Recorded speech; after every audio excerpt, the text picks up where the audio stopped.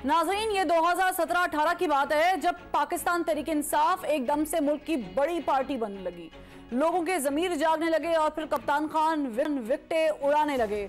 कभी नून लीग के रहनुमाओं को क्लीन बोल्ड करते तो कभी पीपल्स पार्टी और दूसरी जमातों के खिलाड़ियों को कैच आउट करके विक्ट्री का निशान बनाते। सियासी क्रिकेट का ये मैदान साल भर खूब सजा रहा और जब 2018 के इलेक्शंस हुए तो कप्तान ने बाकी सारी पार्टीज को नॉकआउट कर दिया। यानी एक तो दूसरी जमातों के मुतादिद सियासी खिलाड़ी पहले ही खान साहब का पार्टी परचम अपने गले में डाल चुके थे और जो कमी पेशी रह गई थी वो आज़ाद हैसियत से जीतने वाले अफराद को पाकिस्तान तहरीक-ए-इंसाफ में शामिल करके जीत का सहरा खान साहब के सर सजा दिया गया।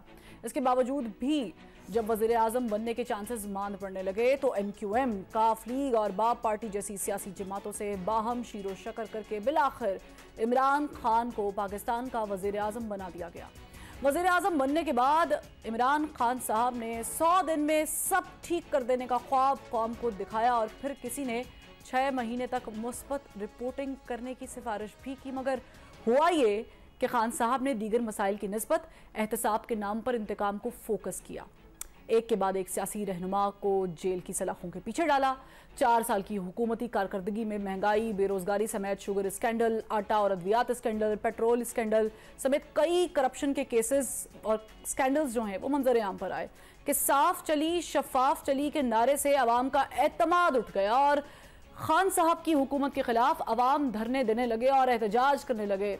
पीडीएम की जमातों ने अवाम में हुकूमत मुखालिफ जज्बात देखकर ऐवान में अदम एतमाद की तहरीक पेश कर दी। यूं अपनी मुद्दत इक़्तिदार खत्म होने से पहले ही इक़्तिदार से बेदखल होकर खान साहब सड़कों पर आ गए।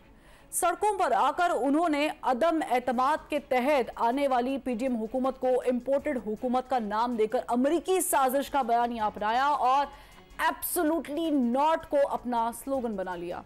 वो एब्सोल्युटली नॉट कि जिससे इमरान खान ने नारा लगाया कि क्या हम कोई गुलाम है, जो अमेरिका कहेगा वो हम मान लेंगे। इस नारे के पीछे कौम खड़ी हो गई कि कोई सियासी लीडर तो ऐसा आया कि जिसने अमेरिका को ललकारा, लिहाजा खान साहब की सपोर्ट में सब खड़े हो गए। मगर जब नेशनल सिक्योरिटी काउंसिल की मीटिंग हुई तो पता चला कि जिस साइफर को लहरा लहराकर खान साहब साजिश का बयानिया घड़ रहे थे वो तो झूठ है।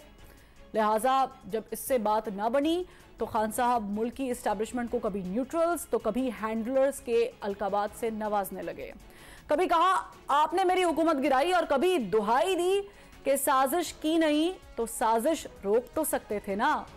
यही नहीं बल्कि जिस अमेरिका पर साजिश का इल्जाम लगाया जा रहा था उससे ताल्लुक बेहतर करने के लिए लॉबिंग फर्म्स हायर कर ली।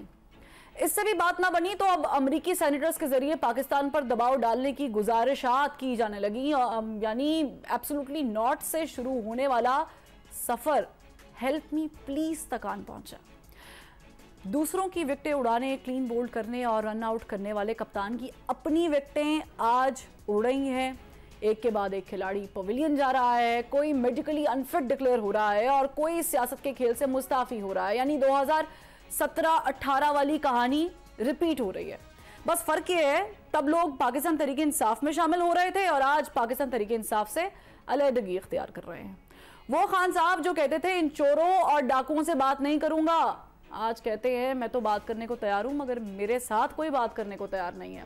वो खान साहब जो कहते थे जो भी हो जाए मैं डट के खड़ा रहूंगा, आज वो सियासत से माइनस होने के लिए तैयार हैं। 9 मई के वाकयात को लेकर खान साहब के गिर्द घेरा तंग हो रहा है। शायद इसीलिए वो कल अपनी गिरफ्तारी का इंदिया भी दे चुके हैं। मगर सवाल ये है, जिद, अना, हटदर्मी और इंतकाम के साथ बदअमनी की सियासत का बीज जो खान साहब ने बोया था, क्या उसका खात्मा मुमकिन है? क्या मुल्क में इश्तियाल अंगेजी को जिस कदर परवान चढ़ा दिया गया, जिसके नतीजे में 9 मई जैसे वाकयात हुए, क्या उनकी बेखुनी मुमकिन है? खान साहब अपनी ही जलाई गई आग में जल रहे हैं और अपने ही आजमाए गए हरबों की भींट चढ़ रहे हैं और जिस सियासत को उन्होंने परवान चढ़ाया उसी सियासत की नज़र हो रहे हैं।